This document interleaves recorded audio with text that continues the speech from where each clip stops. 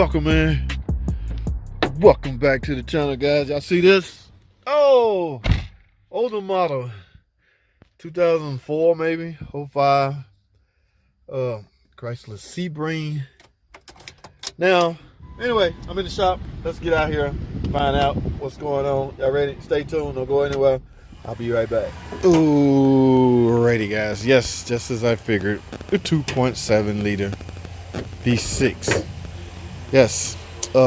This car have a couple of things. Look at that. Y'all see that? Hey, right off the bat, guys. Based off that alone, y'all see that? Ladies and gentlemen, that is an indication that there's coolant leaks. And based off the look of the bottle, it is low. All right, so you're never going to get any heat. Your heat is never going to work if it's not full.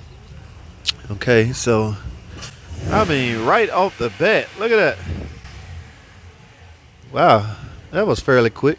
Now, I'm not going to stop there, guys. I'm going to look the whole car over. Let me let this car have over 100,000 miles. Make sure I'm not dealing with some sludge bucket. Now, y'all know my drill, all right? I like to remove this cam sensor down here to get a good sense of if there's sludge buildup. All right, but let me look it over some more, guys. Let me let this up in the air and see. Look up under it. All right, stay tuned. Ooh, righty, guys. We going up in the air. Oh, look at them brakes. Man, this car been sitting. I don't know, but what do we got going on under here? Yes, your typical 2.7. Ah, man, boy, I remember back in the day. I used to do these daily. Work on these non-stop, guys. Alright, let's take a look in the water pump area.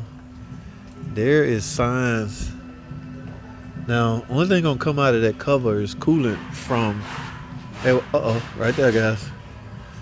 Yeah, so there may be a couple of leaks on this thing. And that looks like coolant that's been leaking for a while, just been sitting there. Guys, it's due to the mileage. I'm going to recommend a water pump as well as that bleeder valve. I don't want to get burnt on this. Now, this water pump is time and chain driven, guys, so you got to be careful. Make sure you know what you're getting into before you just write up a water pump. Yes, it's a big job.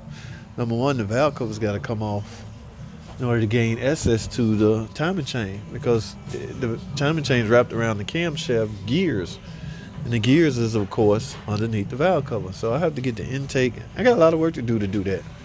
What I'm going to recommend, normally I put pressure on it, guys, but put my coolant pressure test on it, but I don't see no need in that. Based off my visual inspection of that bleeder valve and seeing this. Now, the bleeder valve very well could be leaking downward, ending up on here, but for one thing, it has a lot of miles on it. So I don't want, I'm going to recommend the water pump due to mileage, not so much because it's leaking, because you really don't know unless you can get in there. And once you get in there, you're already in there. It's not like you can seal it back up and then pressurize it. So it's gonna be based off a recommendation time interval thing. Over 100,000 miles, I think all water pumps should be replaced. That's my personal opinion. Now, what about these brakes? It's gonna become a matter of prioritizing things, guys. So that's where we at on this. It's not a rear wheel drive, so there's no differential. Yeah.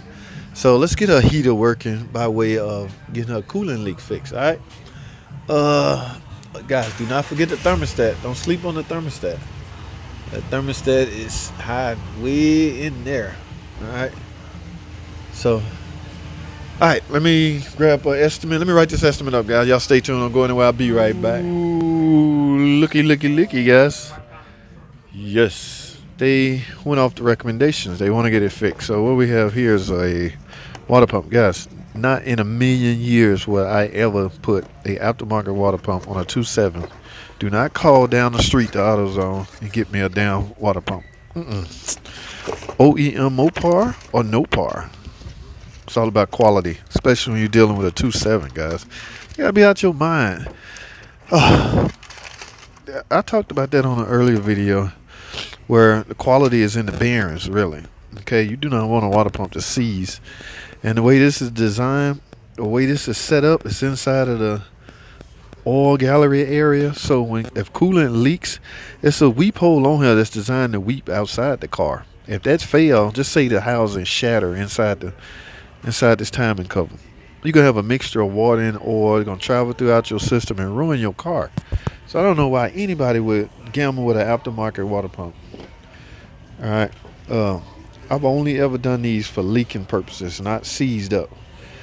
Okay, enough of that. What we got here? Because I have to take the timing chain off, like I said earlier. It's not a must. I mean, you can easily compress the tensioner in a vice grip, and but I don't know the condition of it, so I don't want to gamble with it. And this thing is high dollar too, guys. So I got a new tensioner. That's gonna make my life easier. As far as the chain go, you can reuse the chain. But I got a tensioner. And what else? And last but not least, the bleeder housing. I want to say that's what they call this. Now, I don't know how many of you guys ever done one on the rear wheel drive car where it has the long pipe. If it's an OEM, it has the long pipe going through it. This is an OEM, but it's for a front wheel drive car. Okay, a lot of times, like you saw earlier, this thing was leaking out of the big. Look, it still is. Look at that.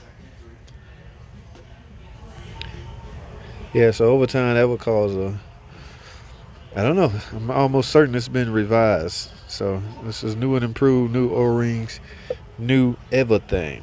All right, and of course I got some coolant over there on the side. I'm gonna flush out the coolant system, flush out the radiator, and I got a thermostat. Thermostat is gonna be under the compressor, so I had to make sure my time was right, guys. I don't want to overlap the customer, but I also don't want to shortchange myself. It is extra work to get to that thermostat. It is not a joke.